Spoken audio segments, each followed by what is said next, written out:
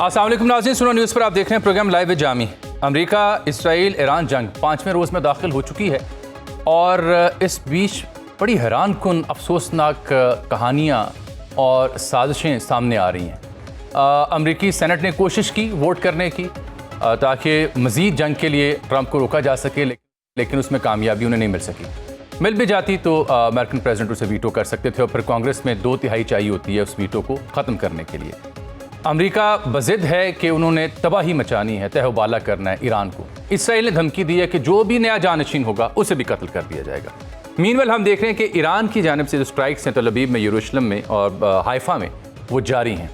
एक बड़ी बारीक बात है, इससे पहले कि मैं आज अपने मोअज़्ज़ज़ मेहमानों के सामने लेके जाऊँ इन सवालों को और इन नुक्तों को, वो ये है कि बड़ी बारीक तरीके से सऊदी अरब को इंगेज करने की कोशिश की गई, प्रोवोक करने की कोशिश की गई कि वो जंग का हिस्सा बने, कतर को। और फिर साइप्रस पे जो अटैक हुआ वो तो जब यूके की डिफेंस मिनिस्ट्री ने उसको अनर्थ किया और कहा कि नहीं, जो वहाँ पे रॉयल एयरफोर्स के बेस पे जो आया था ड्रोन, वो ईरानी शायद ड्रोन नहीं था।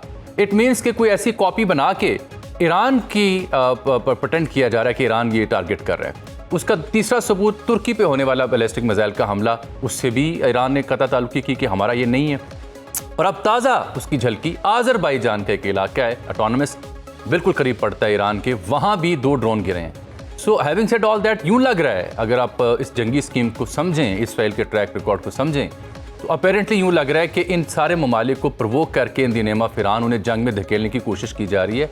उस वक्त जब पेड्रो सांचेज जो स्पेनिश प्राइम मिनिस्टर हैं, जब कैनेडियन प्राइम मिनिस्टर हैं या यूके के प्राइम मिनिस्टर हैं, या दुनिया भर से आवाज़ें उठ रही हैं। और तो और जो अमेरिका के एक साबिक मरीन थे जिनका नाम है ब्रायन मैकगिनिस, उन्होंने एक सब कमेटी थी आर्म्ड सर्विसेज की, वहाँ पे समाअत हो रही थी, विजुअल बड़े मशहूर हुए और वो बुलंद आवाज़ में चीखो पुकार करें कि इसराइल के लिए कोई नहीं लड़ना चाहता, इसराइल की जंग हमारी जंग नहीं है। यही नहीं बल्कि तल अवीव में कल रात अमेरिकन मशहूर टीवी चैनल CNN के 2 कॉरेस्पॉन्डेंट्स वहाँ तल अवीव में बराह रास्त रिपोर्टिंग रात गए कर रहे थे और उनके मुँह से ये जुमला निकल गया जो ऑनर चला गया कि हम देख सकते हैं कि किस तरह से ईरानियन मिसाइल आ रहे हैं, लेकिन इसराइली हुकूमत ने हमें मना किया कि हमने ये सब नहीं दिखाना। अच्छा, इस जंग में एक ऐसा अफसोसनाक पहलू है जिसके ऊपर इंटरनेशनल मीडिया, नेशनल मीडिया तवज्जो नहीं दे रहा, वो है लबनान का क्राइसिस। कुछ 60,000 लोग जो हैं वो दरबदर हो चुके हैं, कुछ 100 के करीब शहीद हो चुके हैं, 30,000 लोगों की लाइन लगी हुई है शामी सरहद के करीब जो बंद कर दी गई है, शेल्टर्स में खैमा बस्तियों पनाह लेने पर मजबूर हैं। तकरीबन 60 देहातों को खाली करने का हुक्म दिया इसराइल ने, वहाँ पे उधर तवज्जो नहीं की जा रही। मुज़ाकरात दूर नज़र आते हैं, 8 हफ्तों तक जंग को लेकर जा सकते हैं, ये कह रहा है पीट हेग्सेथ जो कि सेक्रेटरी वॉर है उनका। इस बीच में एक नुक्ता और वो जो भारतीय जंगी मशकें हो रही थी विशाखापट्टनम में, मिलान 2026, उसमें शिरकत के लिए जो ईरान का बहरी जहाज़ गया वो जंगी नौयत का नहीं था या जंग की नीयत से नहीं था, वो जंगी मशकों में हिस्सा लेने के लिए गया। और जब उसके ऊपर अटैक किया अमेरिकी सबमरीन ने, तो उसने जो डिस्ट्रेस के सिग्नल भेजे वो भारतीय पोर्ट्स पर रिसीव किए गए। सितम ज़रीफ़ी ये कि तवज्जो नहीं दी गई, भारत ने आंखें बंद की और अब उनकी मिनिस्ट्री ऑफ एक्सटर्नल अफेयर वजाहतें दे रही है। अब उनके जयशंकर जी राब्ता कर रहे हैं ईरानी वज़ीर ख़ारजा से, और वो श्रीलंकन नेवी थी जिसने फिर रेस्क्यू किया।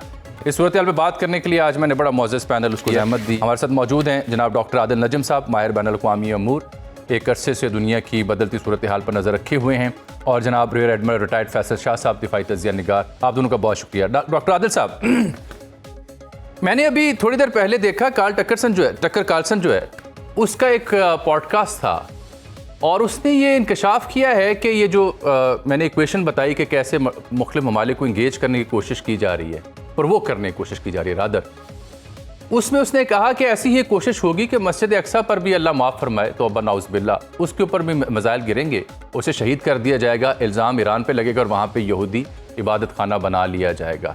ये ग्रैंड स्कीम आपको इसराइल की समझ क्या आ रही है इस सारे खत्ते में?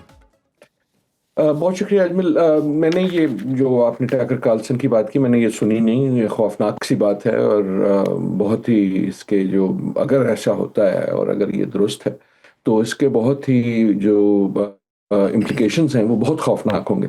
लेकिन मेरे ख्याल में जहाँ तक स्ट्रेटिजिक और इस वक्त आप जो गेम जो बसात बिछी हुई है उसमें तो ये क्लियर है, और आज से नहीं है, ये बहुत ज़्यादा 1960 की दिहाई से है कि इजराइल का जो सबसे बड़ा हदफ है वो ईरान तो बना ना, एक तरह से वसीला बना उस हदफ का, लेकिन हदफ ये है कि इजराइल की का मौकफ ये है कि जनाब हम एक छोटा सा मुल्क हैं और हमारे इर्द गिर्द हमारे सारे दुश्मन हैं।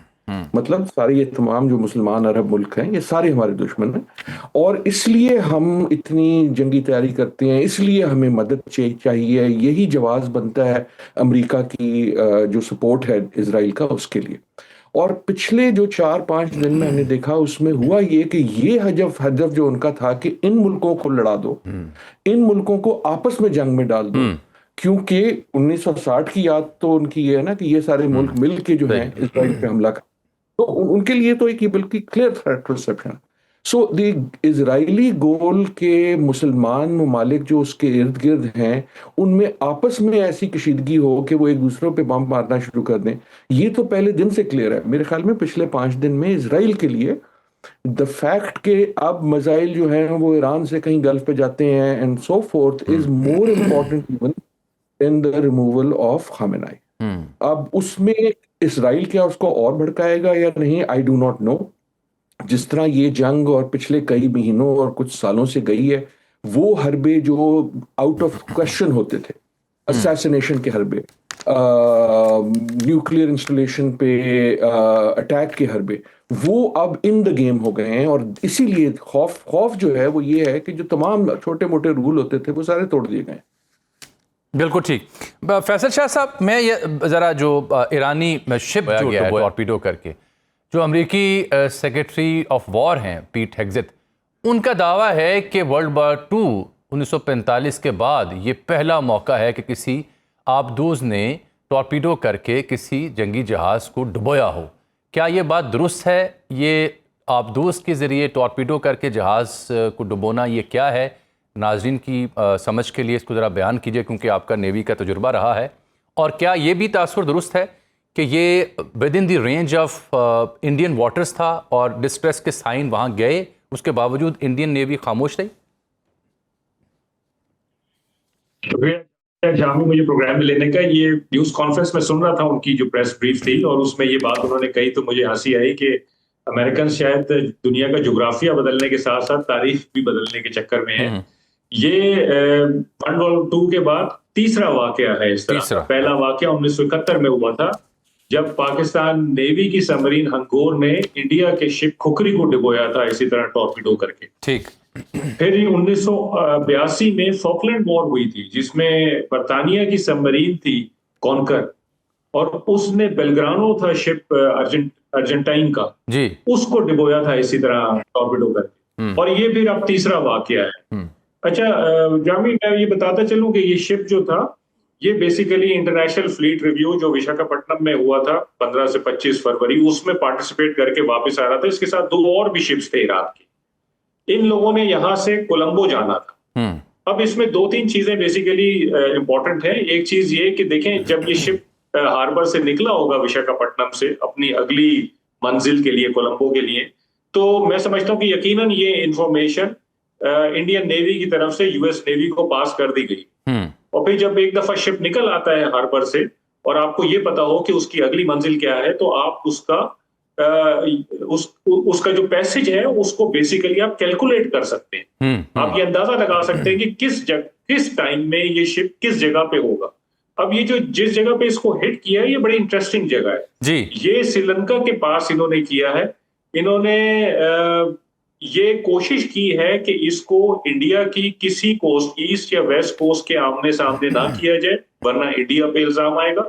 तो इन्होंने श्रीलंका की कोस्ट के सामने इसको किया है और कोलंबो जाने से पहले किया है, क्योंकि शायद इनको खदशा ये होगा अमेरिकन को कि जब ये तीनों शिप्स कोलंबो चले जाएंगे तो फिर वहां से ये निकलेंगे नहीं ईरान जाने के लिए, क्योंकि हालात इस वक्त खराब है, स्ट्रेट ऑफ हॉर्मुज बंद है, तो ये अपनी पोर्ट पे नहीं पहुंच सकेंगे। तो इन्होंने उसको कोलंबो जाने से पहले हिट कर दिया। अफसोसनाक अमर क्या है जामी, के इन शिप्स पे ईरानी नेवी के कैडेट्स थे जो सी ट्रेनिंग के लिए गए। अच्छा। और ये जो ज्यादातर अमवात हुई है, शहादतें हुई हैं, ये उन कैडेट्स की हुई हैं 18, 19, 20 साल के बच्चों।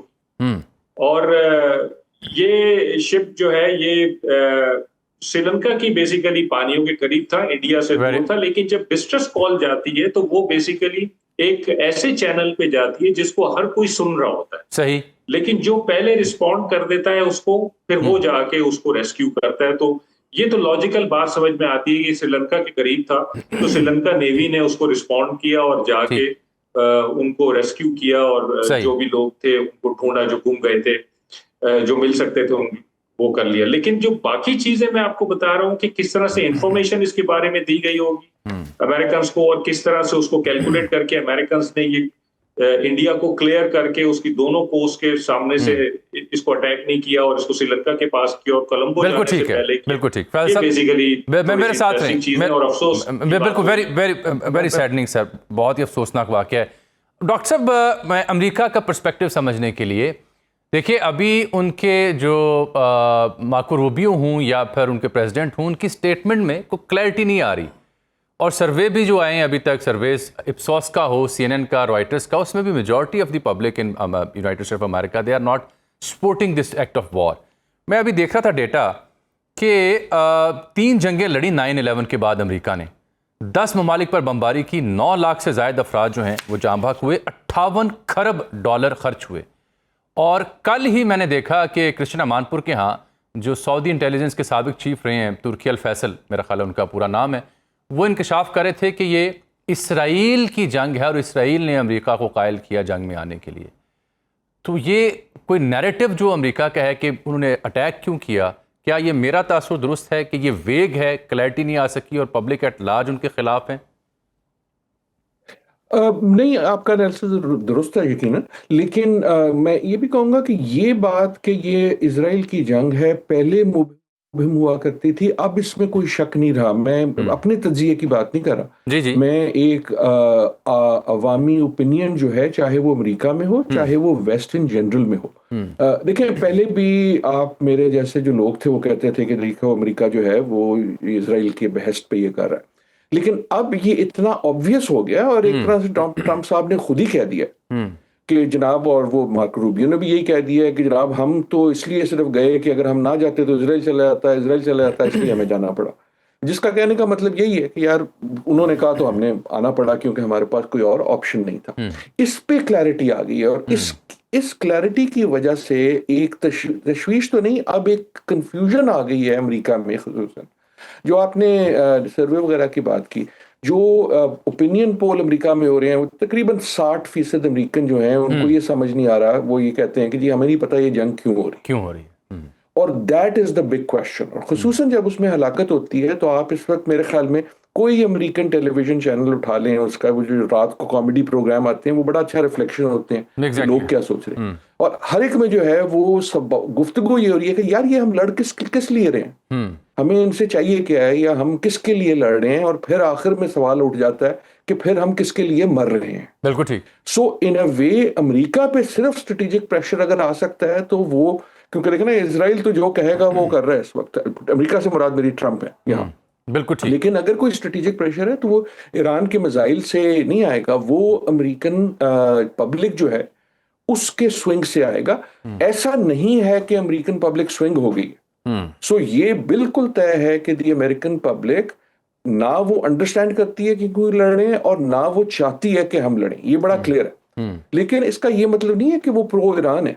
सही। क्योंकि ईरान के साथ तो दिहाइयों की एक नैरेटिव बिल्डिंग भी है और एक आप समझ लें कि ऐसे दुश्मनी का नैरेटिव बनाया गया है जो अमेरिका में और वेस्ट में सबसे गहरा है। सो इन अ वे ईरान अमेरिका के लिए एक आसान हदफ इसलिए हो जाता है कि उसमें पब्लिक ओपिनियन को स्वे करने की जरूरत नहीं होती। But the fissure is in the US. जहां तक एक आखिरी मुझे अगर आप गुजारिश दें, जो आप देख रहे हैं ना कि ये जो क्रीप जैसे हम कहते हैं हदफ में, कि ये जो सवाल है उनकी जंग है क्यों, is a very important political one. शुरू में उन्होंने कहा जनाब हमें वो चाहिए, रजीम चेंज करनी है। आप अगर पिछले 2 दिन से देखें तो हर अमेरिकन जो सियासतदान और बड़ा जो ट्रंप का साथी है वो टीवी पे ये लगा हुआ है कि नहीं यार हम तो रजीम चेंज, हमारा इंटरेस्ट नहीं था, हम तो रजीम चेंज नहीं करने गए। जिसका मतलब ये है कि जब उनको पता लग गया कि वो नहीं हो सकता तो फिर अपना हदफ चेंज करते हैं। एक आखिरी गुजारिश है एक जुमले की, पिछले अगर आप 24 घंटे में अमेरिकन टीवी देखें, खसूसन फॉक्स और जो दूसरे प्रो ट्रंप बहुत ज्यादा हैं, तो हर दूसरे प्रोग्राम में हर दूसरा गेस्ट जो है वो ये साबित करने की कोशिश कर रहा है कि यार ये जंग ही नहीं है। सवाल करने वाला कहता है जंग, वो कहते हैं नहीं नहीं यार ये जंग नहीं है, ये ऑपरेशन है। ऑपरेशन, अच्छा। और उसकी वजह, और ये इतनी एक के बाद एक के बाद एक हर एक ये कह रहा है। और उसकी वजह क्या है? उसकी वजह ये है कि अगर आप कह देंगे जंग है तो फिर हार और जीत का सवाल भी उठ जाता है। फिर सवाल ये बन जाता है कि यार मेरी एग्जिट स्ट्रेटजी क्या होगी। सो वेरी ब्रीफली, आपका जो पॉइंट है कंफ्यूजन का, वो 100% करेक्ट है। ठीक, अमेरिकन डोमिनेंस क्लियर है, लेकिन अमेरिकन ऑब्जेक्टिव टोटली कंफ्यूज्ड। बिल्कुल ठीक। डॉक्टर साहब मेरे साथ हैं, जरा एक और मुद्दा मैं समझना चाह रहा हूँ फैसल शाह साहब से, फिर मैं आपके पास। शाह साहब ये बताएं कि अमेरिका दावा करता है जी 20 से ज़ायद जो इनकी बहरी जहाज़ हैं, इंपॉर्टेंट मोस्ट इनकी कश्तियाँ, वो तबाह कर दी हैं और नेवी तकरीबन बर्बाद कर दी, ये अमेरिका का दावा है। तो स्ट्रेट ऑफ होर्मुज़ को बंद करने का ईरानी दावा है। मैंने देखा है पिछले 3-4 दिनों की ट्रैफिक जो है वहाँ पे कोई 2-4 वेसल्स ही गुजरी होंगी वहाँ से, वो भी शायद रशियन या चाइनीज़ हैं। ऑन एवरेज कोई 55-60 बड़े जहाज़ तेल लेके यहाँ से गुजरा करते थे और अब वो ट्रैफिक ऑलमोस्ट ज़ीरो है, डिस्पाइट द फैक्ट कि ट्रंप ने अगले रोज़ ये दावा किया कि हम एस्कॉर्ट भी करेंगे, कम वक्त में हम अपनी नेवी भी देंगे, यहाँ से जहाज़ गुजारेंगे, लेकिन गुजरा नहीं है। तो अगर नेवी तबाह हो गई है तो फिर ईरान के पास क्या सलाहियत है कि वो आपने हुर्मुज़ को चोक कर सके? क्या कोई शाहिद ड्रोन्स की तरह कोई नेवी की ड्रोन कश्तियाँ भी बना रखी हैं उन्होंने? ये बहुत अच्छा सवाल है जामी आपका। ईरान के पास 2 नेवीज है बेसिकली। एक अर्तिश नेवी है जिसमें ये बड़े जहाज हैं, जिसमें ये दीना भी था और सबमरीन वगैरह है, जो कि एक नॉर्मल नेवी है किसी भी मुल्क की तरह, जैसे पाकिस्तान की नेवी है। लेकिन अर्तिश नेवी का तो मुकाबला यूएस नेवी से नहीं किया जा सकता। यूएस नेवी उसमें काफी स्ट्रांग है उसके मुकाबले में। और जो वो जिन जहाजों का जिक्र कर रहे हैं जिनको डिप्लोय है, वो अर्तिश नेवी के जहाज हैं और उनको वो डिपो सकते हैं। दूसरी नेवी है पासदारान इनकलाब की नेवी, जिसके पास छोटी बोट्स, स्पीड बोट्स हैं जिनके ऊपर रॉकेट लॉन्चर्स लगे हुए हैं, जो रिमोट कंट्रोल बोट्स हैं, सुसाइडल बोट्स हैं। अच्छा। ये वो बोट्स हैं जो बेसिकली पर्शियन गल्फ और स्ट्रेट ऑफ हॉर्मुज को कवर करती है, वहां ऑपरेट करती है। इन्होंने बंद किया हुआ है स्ट्रेट ऑफ हॉर्मुज को और ये वहां बड़ी स्ट्रेंथ में मौजूद है। एक तो इनका नंबर बहुत ज्यादा है और दूसरा ये कि जो ईरान की ज्योग्राफी है, जामिया आपने देखा होगा, वो बड़ी डोमिनेटिंग है पर्शियन गल्फ में। और फिर ईरान ने उस ज्योग्राफी का फर्दर फायदा उठाया है और मुख्तलिफ जगहों पे अपने बेसिस बनाए हैं जहाँ पे मिसाइल बैटरीज लगाई हुई हैं, ये छोटी बोट्स रखी हुई हैं। तो जगह जगह से ये लॉन्च होती हैं जत्थों की सूरत में, और जो भी जहाज होते हैं उनको ये तंग करती हैं, उनको इम्पीड करती हैं बेसिकली। तो स्ट्रेट ऑफ हॉर्मुज में भी यही बोट्स और मिसाइल बैटरीज हैं जिनकी वजह से ईरान बड़ा कॉन्फिडेंट है कि यहाँ से कोई ट्रैफिक नहीं गुजरेगा। और अगर यूएस को ये खोलने की जरूरत पड़ेगी तो ये एयर से तो नहीं वो खोल सकता, उसको अपनी कोई नेवी लानी पड़ेगी, शिप्स लाने पड़ेंगे, जो कि बड़ा टारगेट बन जाते हैं क्योंकि स्ट्रेट ऑफ हॉर्मुज कम पानी है, पर्शियन गल्फ भी कम पानी है एज कंपेयर टू अरेबियन सी या इंडियन ओशन। तो वहां पे बड़े प्लेटफॉर्म्स आके एक बड़ा टारगेट भी प्रेजेंट करते हैं और ये बोट्स फिर उन टारगेट्स पे अटैक कर सकती हैं आराम से। और फैसल साहब इस जंग में एक भी अमेरिकी जहाज अगर डूबता है तो उसका मतलब क्या होगा, उसका कैनवस क्या होगा? अनबिलीवेबल कैनवस होगा। अनबिलीवेबल, बहुत एक तो खिफत का सामना होगा और उसमें कैजुअलिटीज भी बहुत ज्यादा होंगी और फिर जो सारा ये ड्रामा रचाया हुआ है, ये सारा ड्रामा ढेर हो जाएगा, बिल्कुल जमीन पर गिरेगा। ठीक। अच्छा डॉक्टर साहब, मैं जाने से पहले आपसे समझना ये चाह रहा हूँ, सेक्रेटरी ब्लिंकन को भी सुन रहा था, वो कह रहे थे कि बहुत अच्छी एग्जिट, आपने क्योंकि एग्जिट की बात की, एग्जिट स्ट्रेटेजी ये होगी कि अमेरिका कहे जी हमने क़यादत जो है उसको हटा दिया, टारगेट कर दिया है और जो साइट्स थी डिफरेंट उनको हमने इनफेक्टिव कर दिया है। जैसे कि कल कह रहा था पीट हेग्सेट के वो 86% ड्रोन की और 73% बैलिस्टिक मिसाइल की उनकी जो सलाहियत है, कैपेसिटी, वो हमने ख़त्म कर दी है। तो ब्लिंकन का मानना था कि ये कह के आप जान छुड़ाएं, जंग से निकलें। डू यू थिंक सो कि ट्रंप एडमिनिस्ट्रेशन जो है वो इस स्ट्रेटजी को बाय करेगी? एक एग्जिट स्ट्रेटजी को। दूसरा, इसके लॉन्गर रन में मिडल ईस्ट पे और बिलखुसूस पाकिस्तान पे इम्प्लीकेशंस क्या हैं डॉक्टर साहब? देखिए, पहली बात ये कि ब्लिंकन साहब की जो स्टेटमेंट है वो इसलिए भी इंटरेस्टिंग है कि ब्लिंकन साहब, मतलब व्हाट ही सेइंग इज कि यार निकलो किसी तरह, राइट? उनका अब जो यही अमेरिकन सेंटिमेंट है कि यार कोई रास्ता ढूंढते हैं निकलने का। जहां तक करेगी क्या ट्रंप साहब का, तो कोई भी कुछ नहीं कह सकता, अंडा दे बच्चा दे, वो कुछ भी कर सकते हैं। लेकिन आई डू नॉट थिंक कि ये इतना सिंपल है कि कह दें कि हाँ यार हमने वो लीडर को चेंज कर दिया और उनकी तबाही कर दी, अब निकलते हैं। क्योंकि फिर एकदम सवाल उठेगा ऐसे, यार वो तो 4 दिन हो गए किए हुए तुम्हें, तुम फिर पहले क्यों नहीं निकल गए अगर यही तुम्हारा हदफ था। बट अगर निकलना चाहें, अगर इसलिए कह रहा हूं कि इट ऑल्सो डिपेंड्स, अगर इजराइल की जंग है तो इजराइल से भी तो इजाजत लेनी होगी ना ट्रंप को। लेकिन अगर वो फैसला कर लेते हैं कि मैं निकलूंगा, तो मुझे तशवीश ये है कि उससे पहले ही they will do something very big. आप ये पिछले 3-4 दिन से हैक्सेट से भी सुन रहे हैं, ट्रंप से भी सुन रहे हैं कि हमने तो अभी वो किया ही नहीं जो हम कर सकते, तो सीधे वेख्या ही नहीं मैं की कर रहा। बिल्कुल ठीक। आई डू नॉट थिंक कि ये सिर्फ बड़क है, उनकी पर्सनैलिटी है हैक्सेट की खुसूसन, और ट्रंप की भी ऐसी है कि if they go they will want to declare victory in some big वे।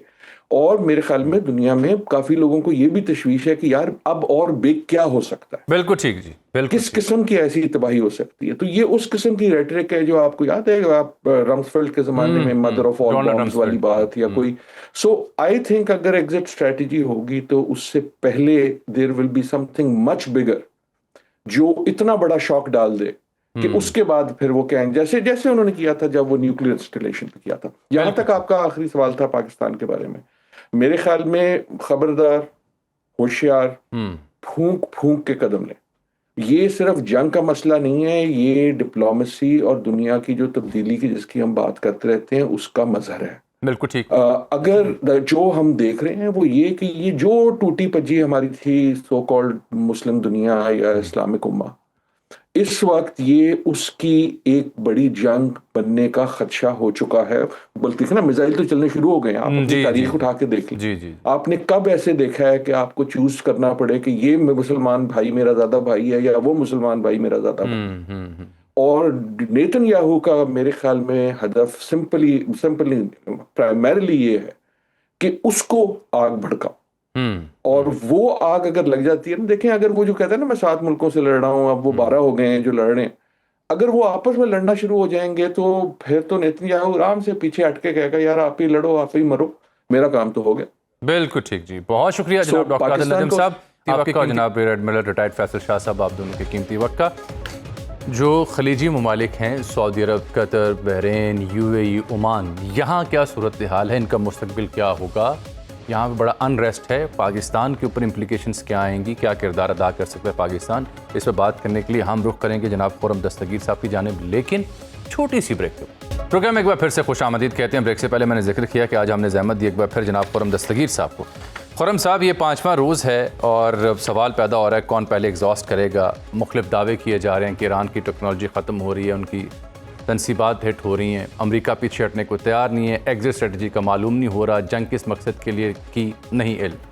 मैं आज आपसे स्पेसिफिकली बात करना चाह रहा हूँ कि इस जंग के जो खलीजी ममालिक हैं उन पर क्या असरात हैं, उनका मुस्तकबिल क्या होने जा रहा है, क्योंकि LNG की पैदावार बंद, और अगर ऑयल प्रोड्यूसिंग जो इंडस्ट्री है वो बंद है, और वहाँ पे एयरपोर्टों पे लोगों की बड़ी तादाद बैठी हुई है, तो मशरक़ वस्ता के ममालिक का इन्हिसार तो बाहर की खुराक, पानी भी डिसैलिनेशन प्लांट से है, पेट्रो डॉलर इकॉनमी थी।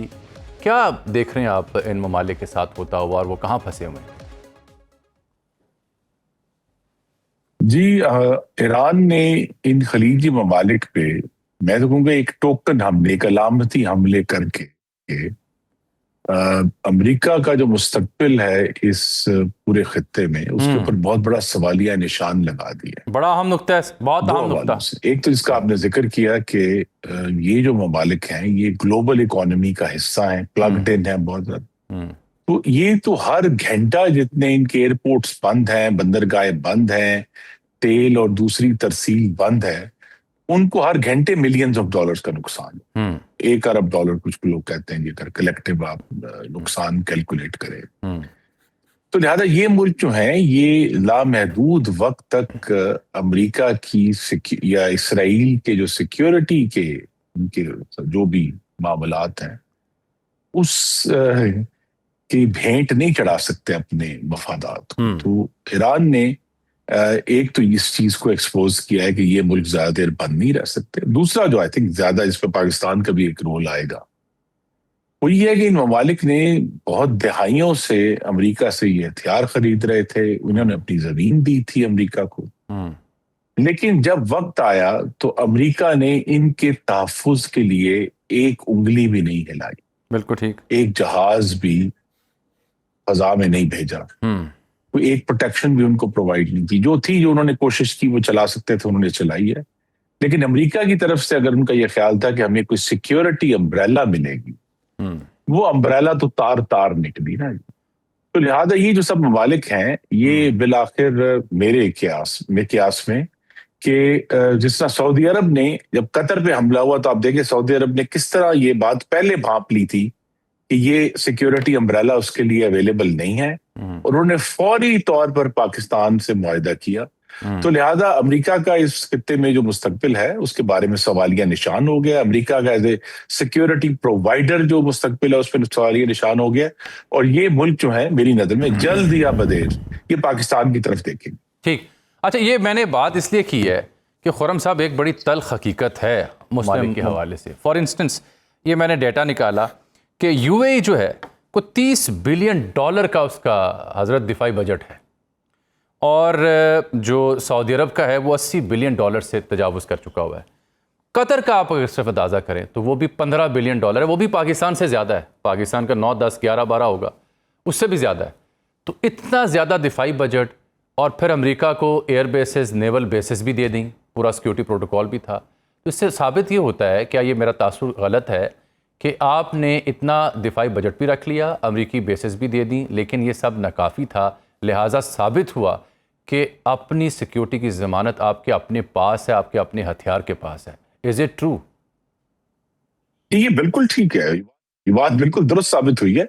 अगर आपने अमेरिका से हथियार खरीदे भी हैं, जिस तरह हमने अभी दिखाया दुनिया को, कि अगर आपके पास चीन के हथियार भी हैं, तो अगर आपके पास चलाने की महारत हो तो आप जंग में जिसे कहते हैं अपर हैंड, ऊंचा हाथ हासिल कर सकते हैं, फतह हासिल कर सकते हैं। तो यहाँ जो है वो अमेरिका की जो आई थिंक जो इनकी कैलकुलेशन अब 12 साल पुरानी है। 2014 के बाद से अमेरिका ने मशरिक़ वस्ता से तेल खरीदना कम कर दिया, और अब तकरीबन सिफर तेल है जो वो मशरिक़ वस्ता से खरीदते हैं। तो जब उसका जो प्रिंसिपल इंटरेस्ट था तेल की सप्लाई कायम रखने का, वो खत्म हो गया। तो ये अब जो सिक्योरिटी इन्होंने अभी प्रेजेंस रखी हुई है अरब ममालिक में, वो तो सिर्फ एक टोकन है ना। आप ये मैं इस पे मैंने जरूर एक कहते हैं कि हालात की संगीनी पे या उसका मजाक देखा कि वो अमेरिका जिसका मकसद बेस लेने का ये था कि जी ये हमारा कोई तहफ़्फ़ुज़ करेंगे, सबसे पहले उन्होंने अपने बेस खाली किए और निखला किया, और अपनी सब चीजें जो है वो वहां से उठा के ले गए उन मुल्कों से जो कई दहाइयों से उनसे अरबों डॉलर का असला खरीद रहे थे। तो लिहाजा ये इशू तो बड़ा वाजे हो गया है कि मशरिक़ वस्ता की सिक्योरिटी जब वो उनके अपने हाथ में होगी, तो जब अपने हाथ में होगी तो फिर उनको बिलाशुबा अपने इर्द गिर्द देखना पड़ेगा कि कौन सा मुल्क जो है उन्हें सिक्योरिटी प्रोवाइड कर सकता है। और दूसरा ये आई थिंक इसके साथ अब जुड़ा हुआ है कि हर वो मुल्क जो है ईरान, लीबिया और यूक्रेन, ये 3 ऐसे ममालिक हैं जिन्होंने अपना एटमी प्रोग्राम खत्म किया बैनुल-अक़वामी दबाव के तहत, और आप तीनों का हाल देख लें। तो लिहाजा दुनिया में ऑलरेडी एक रेस शुरू है कि कौन सा मुल्क कितनी जल्दी ये एटमी हथियार हासिल करता है ताकि वो अपने आप को प्रोटेक्ट कर सके।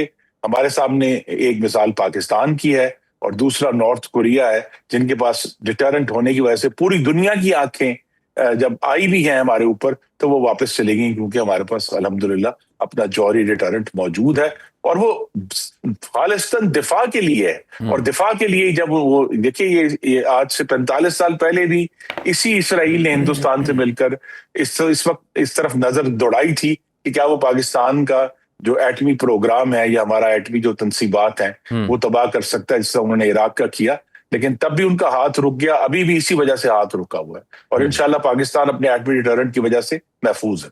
अच्छा खुर्रम साहब, आपसे पहले मैं बात कर रहा था अमेरिका में मुकीम डॉक्टर आदिल नजम साहब से, तो अमेरिकी पॉलिसीज़ के ऊपर वो बात कर रहे थे, बिलकरंट उनकी रूलिंग एलीट है, उनके मिजाज को वो बयान कर रहे थे।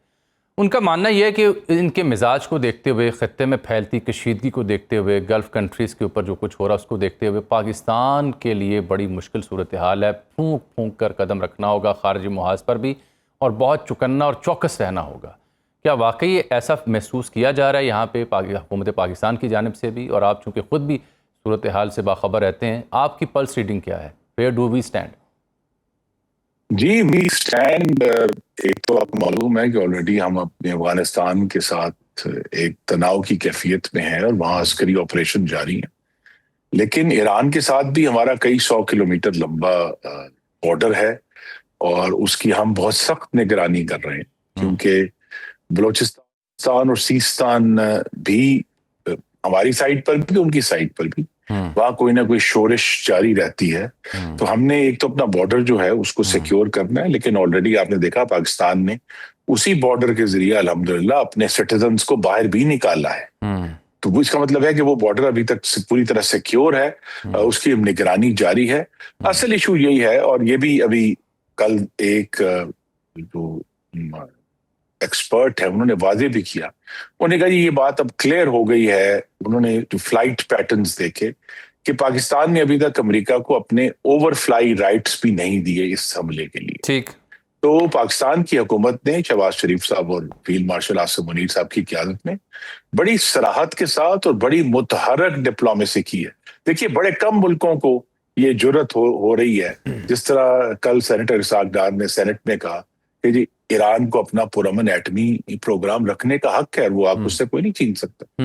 इसी तरह जिस तरह हमने खुलकर हमले की मजम्मत की ईरान के ऊपर भी और अली खामनेई की शहादत की, ये भी बहुत कम मुल्कों ने किया है। लेकिन एट द सेम टाइम हमारे जो हैं वो ईरान से भी ताल्लुकात अच्छे हैं, हमारे अमेरिका से भी ताल्लुकात अच्छे हैं, हमारे खलीजी ममालिक से भी ताल्लुकात अच्छे हैं। तो ये एक बहुत मुश्किल काम है, इसमें सबको आपको ऑन बोर्ड रखना पड़ता है। आपको वहां भी जो है या आपके जो एलाइज हैं या पोटेंशियल एलाइज हैं उनको मुस्तकिल ब्रीफ करना पड़ता है। और आपने देखा कि जो है वजीर खारजा इसाक डार साहब ने पिछले 3 दिन में बेशुमार दर्जनों मुल्कों को कॉल्स करके उनको ब्रीफ किया है, उनको इन द लूप रखा है। तो ये जरूर है, बिल्कुल डॉक्टर आदिल दुरुस्त कह रहे हैं कि पाकिस्तान को एक गैर मामूली तौर पर मुतहरक सफारतकारी करनी पड़ेगी। लेकिन ये बात अब वाजे है और ये भी हम सबके लिए आई थिंक बायस इत्मीनान होना चाहिए, अल्लाह ताला का शुक्र कि पाकिस्तान जो है वो इससे पहले कि किसी और मुल्क के साथ खड़ा हो, पाकिस्तान सबसे पहले पाकिस्तान के साथ खड़ा है। बहुत शुक्रिया जनाब खुर्रम दस्तगीर साहब, आपके कीमती वक्त। नाज़रीन, प्रोग्राम में यहाँ ब्रेक के बाद हम वापस आएंगे। तो हमने आज रब्ता किया है मारूफ तज्ज़िया निगार जनाब जावेद चोइस साहब से। उनसे हम बात करेंगे ये जो प्लान है इसराइल का, चाहे मस्जिद अक्सा वाला मंसूबा मैंने आपको बताया हो या जो मुस्लिम ममालिक हैं उनको जंग में धकेलना हो, और पाकिस्तान कहाँ खड़ा होगा।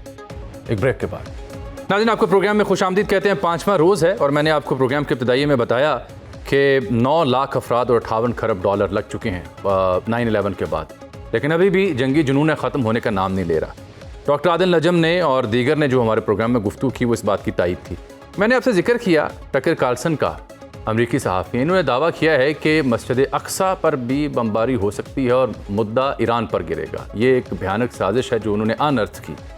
फिर साथ में अहम तरीन मुद्दा ये है कि ये जो मशरक़ वस्ता के ममालिक जिनके दिफाई बजट का मैंने आपको जिक्र किया कि यूएई का 30 बिलियन, सऊदी अरब का कोई 80 बिलियन और फिर कतर का 15 बिलियन, सब पाकिस्तान से कई गुना ज़्यादा। अमरीकी अड्डे भी हैं, अमरीकी बेसेस भी हैं, लेकिन ज़मानत सिक्योरिटी की नहीं मिल सकी। कितना ज़रूरी है दिफा, ये दूसरा मुद्दा। और फिर पाकिस्तान खारजा पॉलिसी के मुहाज पे पाकिस्तानी सियासतदान कहाँ खड़े हैं, इन अहम तरीन मामला पर बात करने के लिए आज मैंने ज़हमत दी मेरे इंतहाई पसंदीदा तज्ज़िया निगार सहाफ़ी जनाब जावेद चोइस साहब को। चोइस साहब, बहुत शुक्रिया आपके कीमती वक्त का। सर जी, सबसे पहले ये कि पाकिस्तान की जो सियासत है, पाकिस्तान के जो रहनुमा हैं, उन्होंने कौम की इस जंग के हंगाम क्या रहनुमाई की है, कैसी रहनुमाई कर रहे हैं, आप उसे किस नज़र से देख रहे हैं? देखिए, पाकिस्तान के लिए ये टाइम बड़ा डिफ़िकल्ट है। उसकी वजह यह है कि अगर आपको याद हो तो मई के आखिर में, जून के शुरू में पाकिस्तान ने एक मुआहिदा किया था सऊदी अरेबिया के साथ, दिफाई मुआहिदा जी, जिसके ऊपर पाकिस्तान में बड़ी खुशियां मनाई गई थी और दूसरी तरफ सऊदी अरब के अंदर भी बड़ी खुशियां मनाई गई। और उस वक्त ये सवाल उठाया गया था कि अमेरिका इसको कैसे बर्दाश्त करेगा, लेकिन अमेरिका की तरफ से किसी किस्म का एक लफ्ज़ नहीं बोला गया और ऐसे लगा जैसे अमेरिका के मंशा के मुताबिक और उसकी रजामंदी से ये एग्रीमेंट हुआ है। अब सवाल एक बहुत बड़ा पैदा होता है कि क्या ये जो एग्रीमेंट है ये इसराइल के ख़िलाफ़ था, और अगर ये इसराइल के ख़िलाफ़ होता तो अमेरिका ने इसके ऊपर ऑब्जेक्ट करना था, उसने शोर शराबा करना था और इसको बर्दाश्त नहीं करना था, और इसराइल ने खुद भी उसके ऊपर एतराज़ करना था, बात करनी थी। इसराइल खामोश रहा, अमेरिका खामोश रहा। इसका मतलब ये था कि ये जो मुआहिदा था ये इसराइल के ख़िलाफ़ नहीं था, ये ईरान के ख़िलाफ़ था। और ये फोर्सी कर रहा था अमेरिका भी और सऊदी अरब भी कि अनकरीब ईरान जो है अटैक करेगा सऊदी अरेबिया के ऊपर या गल्फ़ स्टेट्स के ऊपर, और उसकी वजह से ये एक मुआहिदा कर लिया गया। अब पाकिस्तान ने मुआहिदा किया हुआ है और उस मुआहदे के मुताबिक जब सऊदी अरब के ऊपर हमला होगा और जब सऊदी अरब पाकिस्तान को कॉल करेगा तो पाकिस्तान की फ़ौजों को सऊदी अरब की मदद करने या उसकी हिफाजत करने के लिए वहाँ जाना पड़ेगा। और ये है हमारा मुआहदा। अब इसके साथ कंपल्शन क्या है? कंपल्शन, उसमें 30 लाख लोग हैं जो इस वक्त सऊदी अरेबिया में काम करते हैं, वो रेमिटेंस भेजते हैं पाकिस्तान में, और जो पाकिस्तान के अंदर रेमिटेंस आती है उसमें 87% हिस्सा जो है अरब मुल्कों से जो हमारे ओवरसीज पाकिस्तानी है वो भिजवाते हैं। बिल्कुल ठीक। और दूसरा ये है कि हम कोई डेफर पेमेंट पे हम ऑयल भी खरीदते हैं, वो हमें मिलता है, और वो हमारी इकॉनमी का बड़ा चंक है। 33% जो हमारी इंपोर्ट्स हैं वो ऑयल बेस्ड हैं, वो ऑयल के मद में हमें पैसे अदा करने पड़ते हैं, हमें वो डेफर पेमेंट पे ऑयल मिलता है। और तीसरा और आखिरी चीज़ ये है कि सऊदी अरब ने $2 बिलियन हमारे अकाउंट्स में रखे हुए हैं, हमारे स्टेट बैंक में रखे हुए हैं, और उसकी वजह से हमारा IMF के साथ जो एग्रीमेंट है वो चल रहा है। और अगर यूएई अपने पैसे निकाल लेता है और उसके बाद सऊदी अरब अपने पैसे निकाल लेता है तो हम डिफ़ॉल्ट के करीब, और ये कंपल्शन है, ये हमारी मजबूरियाँ हैं, हमें फिर उस मुआहदे को निभाना पड़ेगा। अब पाकिस्तान ने बहुत अच्छा स्मार्टली प्ले किया ईरान और सऊदी अरब के दरमियान। इन्होंने सबसे पहले सऊदी अरब से रब्ता किया और सऊदी अरब ने कहा जी कि आप ईरान को कहें कि हमारे ऊपर हमला ना करें। फिर इन्होंने ईरान से रब्ता किया और उनसे कहा जी कि आपने सऊदी अरब को नहीं छेड़ना क्योंकि हमारी मजबूरी है, अगर सऊदी अरब में बुलाएगा तो हमें फिर सऊदी अरब के साथ खड़ा होना पड़ेगा, तो जिसका आपको नुकसान होगा और हम ये नुकसान नहीं करना चाहते। तो ईरान की तरफ से फिर एक शर्त ये रखी गई थी कि आप सऊदी अरब से ये हमें अंदिया लेके दें, ये गारंटी लेके दें कि उसकी सरजमीन ईरान के खिलाफ इस्तेमाल नहीं होगी। सऊदी अरब ने कह दिया जी हमारी सरजमीन आपके खिलाफ इस्तेमाल नहीं होगी। लेकिन उस मुआहदे को फिर तोड़ दिया गया, वो टूट गया। टूटा इस तरह है कि वहाँ पर रास तनोरा के अंदर दुनिया की सबसे बड़ी रिफाइनरी है अरामको की, उसके ऊपर अटैक हो गया और उसके बाद वो रिफाइनरी बंद हो गई। और उसके साथ साथ वहाँ तेहरान वो रियाज के अंदर जो अमेरिकन एम्बेसी है उसके ऊपर अटैक हो गया। और इसके अलावा भी सऊदी अरब के ऊपर ईरानी मिसाइल आए जिसको उन्होंने न्यूट्रलाइज किया, तो वो मुआहदा टूट गया। अब अगर सऊदी अरब पाकिस्तान को कॉल करता है और आने वाले दिनों में हालात ज़्यादा ख़राब हो जाते हैं और पाकिस्तान को वहाँ जाना पड़ता है, तो ये सूरत पाकिस्तान के लिए बड़ी नाजुक हो जाएगी। एक तो पाकिस्तान के अंदर तकरीबन 5 करोड़ के करीब अहले तशी हैं, वो एक इंटरनल प्रेशर डालेंगे पाकिस्तान के ऊपर। दूसरा ये है कि ईरान को हम नाराज़ नहीं कर सकते, ईरान हमारा हमसाया भी है और बहुत ही करीबी और बरादराना ताल्लुकात हैं, वो ताल्लुकात ख़राब। बिल्कुल ठीक कह रहे हैं। और इसके साथ साथ अगर हम जंग का हिस्सा बन जाते हैं तो हम फंस जाएंगे। तो पाकिस्तान की सूरत बड़ी नाजुक है। इसमें एक पहलू और भी रह गया, सफारतकारी है, उसका इम्तिहान है जी। सिफारतकारी का इम्तिहान तो बिल्कुल है, ऑब्वियसली बड़ा नाजुक सूरत हाल है, बड़ी थिन रोप है जिसके ऊपर चलना पड़ेगा। मैं समझना चाह रहा हूँ बिकॉज आप इस्लामाबाद बेस्ड हैं कि रिसेंटली पार्लियामान में भी इकट्ठ हुए। यू थिंक सो कि जो हमारी पार्लिमानी पार्टियाँ हैं, सियासी क़यादत है, वो इस मामले के ऊपर एक पेज पे आई है, कंसेंसस को बिल्ड करने में कामयाब हुई हुकूमत? क्योंकि मैंने PTI या तहरीक तहफ़्फ़ुज़ यानी पाकिस्तान के हाँ से तो ऐसी वाइब्स नहीं देखी अभी तक। मेरा ख्याल ये है कि पाकिस्तान की कोई भी अपोजिशन होती है तो वो इस टाइम का इंतज़ार करती है कि गवर्नमेंट फंसे या रियासत फंसे और उसका वो फ़ायदा उठाएं। तो पाकिस्तान तहरीक इंसाफ इसका फ़ायदा उठाएगी, अपोजिशन इसका फ़ायदा उठाएगी। वो ये कहेगी ठीक है जी, आप जो भी करना चाहते हैं हम आपको सपोर्ट करते हैं, क्योंकि ये मामला कौमी असम्बली में आएगा। ये एक जॉइंट सेशन के अंदर जाके पाकिस्तान को ये फैसला करना पड़ेगा कि हमें सऊदी अरब की मदद करनी है या नहीं करनी। ये कोई एक पार्टी या सिर्फ अकेली इस्टेब्लिशमेंट इसका बोझ नहीं उठा सकती। तो एक नेशनल कंसेंसस चाहिए, और जब ये पार्लियामेंट के अंदर आएगा तो उस वक्त पाकिस्तान तहरीक इंसाफ की एक ही शर्त होगी कि जी हमारी इमरान खान साहब से मुलाकात करवाएं। अगर मुलाकात नहीं होती तो हमने कौमी असम्बली का सेशन अटेंड नहीं करना, हम सेनेट का सेशन अटेंड नहीं करेंगे, ज्वाइंट सेशन से हम वॉकआउट करेंगे, बाइकआउट करेंगे। दूसरा ये होगा जी इमरान खान साहब को रिहा करें। अगर आपको वोट चाहिए, अगर आप ये चाहते हैं कि ये एक मुत्तफिका फैसला आए और बिला शर्त आए, तो फिर उसके लिए आपको चाहिए कि फिर इमरान खान साहब को रिहा करें। तो एक कार्ड जो है उसको खेलेगी अपोजिशन इस वक्त, और उस वक्त इम्तिहान इस गवर्नमेंट का और इस्टेब्लिशमेंट का कि कैसे मामलात को टैकल करती हैं। अगर अपोजिशन की तरफ से रजामंदी जाहिर नहीं की जाती तो फिर ये बड़ा क्राइसिस है। चौधरी साहब ये फरमाएं कि ये अफगानिस्तान के साथ जो झड़ारी है अभी और जो ईरान की सूरत हाल बन गई, इन दो अहम डेवलपमेंट्स को देखते हुए आपको क्या लगता है जो खान साहब वाला मुद्दा था जो कि बड़ी हाइप ले रहा था उनकी बीमारी की वजह से, इलाज मुआवजे की वजह से, एंगेजमेंट भी हो रही थी जिसकी कई खबरें मैंने भी और आपने भी दी कि एंगेजमेंट की नौयत क्या थी, शराइत क्या थी, आपको लगता है कि इन दो अहम वाक़यात की वजह से खान साहब वाला मुद्दा किसी हद तक पीछे गया या वो अभी भी रेलेवेंट है, अभी भी वहाँ पे स्टैंड करता है और उसमें अभी भी एंगेजमेंट की मार्जिन है? देखिए खबरें दब गई हैं उस मामले की, लेकिन ये खबर दोबारा आने वाली है। जो ही ये पार्लियामेंट में इशू जाएगा और सऊदी अरब की तरफ से हमने मुतालबा किया जाएगा, और मुझे लगता है कि अमेरिकन ये चाहेंगे कि पाकिस्तान इसके अंदर आए, और अमेरिका ने अगर सऊदी अरब को कह दिया तो सऊदी अरब पाकिस्तान से कहेगा।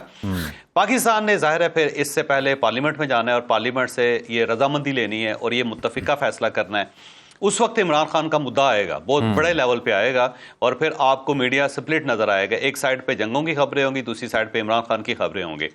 जो मेरा अब ख्याल है, अब ये ख्याल है वो खबर नहीं है, पहले तो ये ज़हन में रखें, और ख्याल तो हर आदमी का हो सकता है, जी जी जी, उस पर पाबंदी नहीं लगा सकते। मेरा ख्याल ये है कि उस सारी सूरत हाल से हो सकता है कि सऊदी अरब हमें निकालने की कोशिश करे। वो कहे जी कि अगर इमरान खान साहब से बात करनी है हम कर लेते हैं, इमरान खान को हम ले आते हैं सऊदी अरब में, यहाँ पे सुरूर पैलेस मौजूद है, उसके अंदर इमरान खान साहब को हम अपना मेहमान रखते हैं और आप इनसे वोट लें पाकिस्तान तहरीक इंसाफ से, क्योंकि फिर पाकिस्तान ये कहेगा, गवर्नमेंट ये कहेगी कि हमारी अपोजिशन जो है वो हर्डल है। उस वक्त फिर मेरा ख्याल है सऊदी अरब की एम्बेसी और सऊदीज जो है वो इन्वॉल्व होंगे, उनको कंसेंसस चाहिए होगा पाकिस्तान की तरफ से, और हो सकता है फिर इमरान खान साहब एक बड़ी न्यूज़ बने कि उसको सऊदी अरब भिजवा दिया गया है, सऊदी अरब ने मेजबानी। तो सब ख्याल बड़ा वजनी है आपका, नहीं ये महज ख्याल नहीं है किबला, ये बड़ा वजनी ख्याल है, इसके कई डॉट्स हैं जिसको कनेक्ट ख्याल देखें, ये अल्लाह बेहतर जानता है, ये फ्यूचर की बातें हैं। मैं एक तालिब इल्म के नहीं तालिब इल्म के तौर पर मैं ये समझता हूँ, मेरी नाकिस राय है कि इस ख्याल के पीछे जो डॉट्स हैं वो डॉट्स अगर कनेक्ट करें तो तस्वीर इसी ख्याल की सूरत में बनती है। लेकिन इसके ऊपर ज़िमनी सवाल है, वो ये कि वो जिस पैलेस का आप जिक्र करें वहाँ माजी क़यादत तो जाती रही है, वहाँ पे रिहाइश पजीर रही है नून लीग की। खान साहब के बारे में अभी तक का जो परसेप्शन है कि नहीं जी he is not willing to go abroad, ऐसी सूरत हाल में क्या फिर खान साहब भी वसी तर मुफाद में बाहर चले जाएंगे? नहीं देखें, नहीं सर, बात यह है कि अभी तक कुछ सीरियस ऑफर नहीं हुई इमरान खान साहब को। अगर सीरियस ऑफर हो जाती तो इमरान खान साहब मान जाते, क्योंकि उसकी वजह यह है कि पार्टी भी कहती उनसे, उनकी बहनें भी उनको कहती कि भाई अपना इलाज करवाएं, आराम से जिंदगी गुजारें, बैठें आप और अपने वक्त का इंतजार करें। ये वक्त जेल में रह के गुजारने वाला नहीं है, बाहर निकलें ताकि सेहतमंद हों, एक्सरसाइज कर सकें, अच्छी डाइट ले सकें, पीस ऑफ माइंड हो, ताकि आप अगर 80 साल की उम्र में प्राइम मिनिस्टर बनते हैं तो आप इस काबिल तो हों कि आप गवर्नमेंट को चला सकें। तो इसलिए बेहतर ये है कि ये अडयाला जेल से तो सुरूर पैलेस बेहतर है। तो मेरा ख्याल है उस वक्त अगर ये वक्त आया तो ये सब कन्विंस कर लेंगे इमरान खान साहब को, और इमरान खान साहब भी चाहेंगे कि वो यहाँ से निकलें और ज़रा सुख का सांस लें। और जब मेज़बान सऊदी अरब होगा तो बहुत अच्छी बात है। अभी देखें ना, हर जुमे की नमाज आप खाना काबा में जाके पढ़ेंगे, मस्जिद नबी में जाएंगे, जहां आप जराबों में जाते थे, नंगे पाँव जाते थे, तो आपको एक और मौका मिलेगा कि आप वहां पे जाके नंगे पाँव जाएं, इबादत करें, तो अच्छी बात है, ये अच्छी बात है। और इमरान खान साहब को ये हक मिलना चाहिए। अच्छा, इससे पहले आप देखिएगा कि जब जनरल परवेज मुशर्रफ साहब थे ना सर, अगर आपको याद हो, जी जनरल परवेज मुशर्रफ साहब थे, उस वक्त अमेरिका को पाकिस्तान की जरूरत थी, क्योंकि 9/11 हो गया था, और जो उससे पहले जो छेड़छाड़ हो रही थी अफगानिस्तान के अंदर, जो सूरत हाल थी, अमेरिका ने यह फैसला कर लिया था कि हमने तालिबान को वहां पे खत्म होना है, करना है। 9/11 उसके बाद हुआ, उससे पहले मियां नवाज शरीफ साहब को यहां से ले जाया गया था क्योंकि अपोजिशन थी, वो रास्ते में रुकावट बन सकती थी उस वक्त अमेरिका के अज़ाइम में कि अगर नवाज शरीफ होगा और पार्लियामेंट में ये इशू जाता है, और अगर पाकिस्तान पीपल्स पार्टी और पाकिस्तान मुस्लिम लीग नून सपोर्ट नहीं करती तो ये मसला बन जाएगा। तो फिर उनको ले गए, वो सऊदी अरेबिया में रखा ताकि पीछे कोई शोर करने वाला बंदा ही ना हो, और फिर जनरल को बड़े इख्तियारात मिले, और उन्होंने हर किस्म का फैसला किया। तो ये गवर्नमेंट भी इख्तियारात चाहेगी, ये सिस्टम भी चाहेगा कि एक मुत्तफिका फैसला किया जाए पार्लियामेंट की तरफ से कि हमने सऊदी अरब की मदद करनी है। वो एक बड़ा, वैसे वो मेक एंड ब्रेक डिसीजन होगा पाकिस्तान का जब ये आएगा। और अब ये सफारतकारी का इम्तहान है, मैं अगेन ये कहता हूं कि सफारतकारी का इम्तहान है, और पाकिस्तान पिछले 8 महीनों के अंदर बेहतरीन सफारतकारी कर रहा है। बिल्कुल, इसने अमेरिका को अपनी साइड पे कर लिया, पूरी दुनिया को अपनी साइड पे ले आया, तो ये बड़ा कमाल है। अब देखते हैं कि ये कमाल आगे चलता है या नहीं चलता। बहुत शुक्रिया जनाब जावेद चौधरी साहब, आपने इंतहाई अहम तबसरा पेश किया सूरत हाल के ऊपर। नाज़रीन, आज के लिए इतना ही, मिलते हैं अगले प्रोग्राम में। अल्लाह हाफ़िज़।